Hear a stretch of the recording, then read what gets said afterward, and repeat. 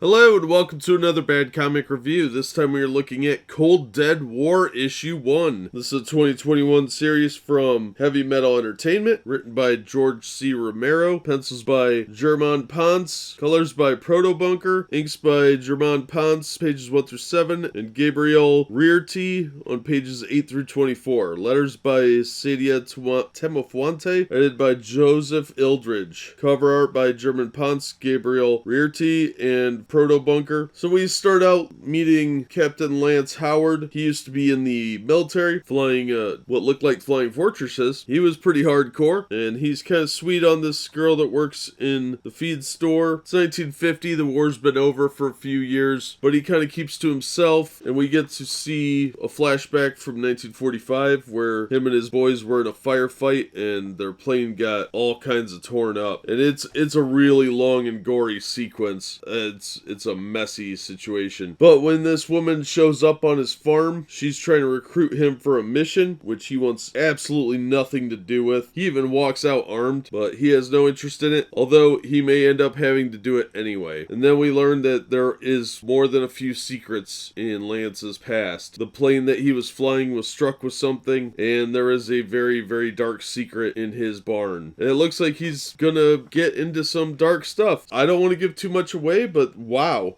Yeah, this book was surprisingly good. I honestly didn't think it would be as good as it was. It's very action-packed with just the right amounts of story. The action is largely that one fight sequence in the air, but it was really, really well done. And the twist at the end, which I saw coming a mile away, but was really good. So I'm intrigued to see how they're going to play this off and how it plays out, but I think it's got a lot of potential. As long as they don't try and do fake edginess with it, I think it'll be really good. They get a little carried away with the supernatural elements, it'll end up being really stupid. But I enjoyed it quite a bit. I thought it was a fun issue, and I'm looking forward to reading issue 2. The art's solid. The cover does no justice to the interior. It doesn't tell you anything about the story. Although it is an interesting cover, it does nothing to tell you about how incredibly good the story is or how interesting the premise is. So I'm really interested to see where this goes. So this is a solid recommend. That'll do it for this one. Thank you so much for listening and supporting the channel. If you enjoyed the video, please hit the like button and don't forget to subscribe so you don't miss future reviews. If you'd like to help the channel out in other ways, you can make a donation one time through Streamlabs using PayPal, or you can support me monthly on Patreon, or buy yourself something nice from the Teespring store. And of course, you could just like, share, and subscribe. And as always, we hope to see you on the next one.